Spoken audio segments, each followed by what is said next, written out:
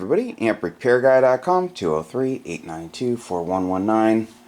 So I've been waiting on parts. Well, actually the part came yesterday, so I'll be working on a TL922 early next week. I have an SB220 coming and other amps. So today I'm working on this Al80b.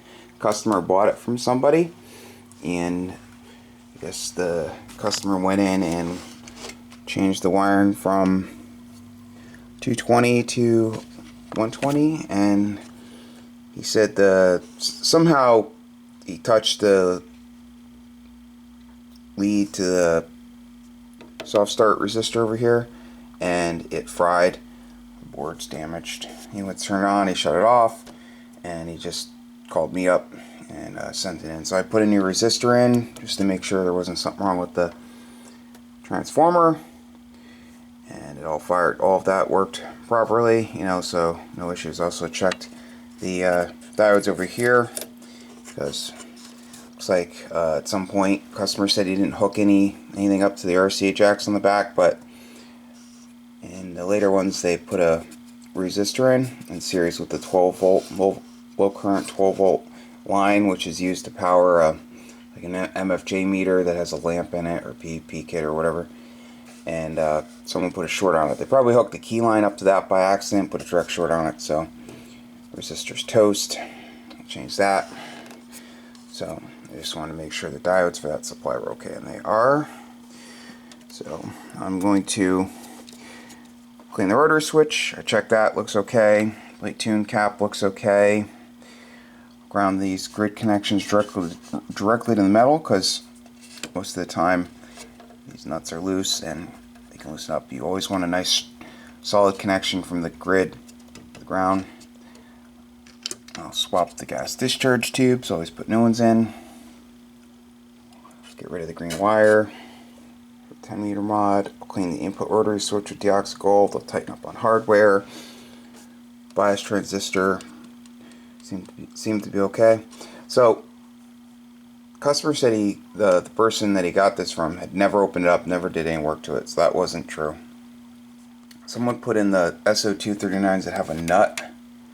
You see it has the holes for the flange type, but I don't use this type. They back off. So it gets new ones anyway, so I'll swap those out. I'll clean these two relays, TR/bias relay, and also the soft start. And put the right size fuses in it, and do whatever else it needs. So stay tuned, and I'll see you guys in a bit. It's also getting a brand new Penta lab tube, because he said the tube was from like 2013 or something, old brown base tube. So you'll get that at cost at the 15% discount through Penta. Comes directly from Penta, drop ship to him. Great people over there, and the connectors come from Max Gain Systems. All really good people there too. Okay, so I'll see you guys in a bit. Stay tuned. Back with the completed Ameritron Al80b. Customer wanted to see it working on 40 meters. Radio set to 100 watts. 1 kW slug. It's on PEP. Genuine bird meter. Genuine bird slug. Genuine bird PEP kit. Genuine bird dummy load. Keyed amp. Audio hello. Tit. Kilowatt, tit, hello, audio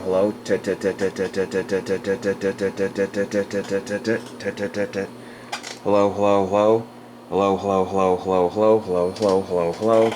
So never ever go by the internal meter. That's a relative power meter. They're always off. They usually read less. And if you go by that one and you try to get it to the kilowatt, you'll end up damaging the amplifier. So always have a quality meter directly after the amplifier. I recommend the Daiwa cross needle because it has a big display and you can monitor forward power and SDR at the same time. Okay, so I'm going to test the other bands and then I'll show you what I did in the inside. Okay, stay tuned. Okay, so I'm back with the completed Ameritron Al80b. I took those dots off, they weren't accurate. Told the customer. So I adjusted the coil. He thinks a customer bought this on Marketplace. He thinks the original owner was a CB person, so coil been messed with. I put it back to where it should be as best I could. Replace that resistor over there. Also the, let me get a pointer.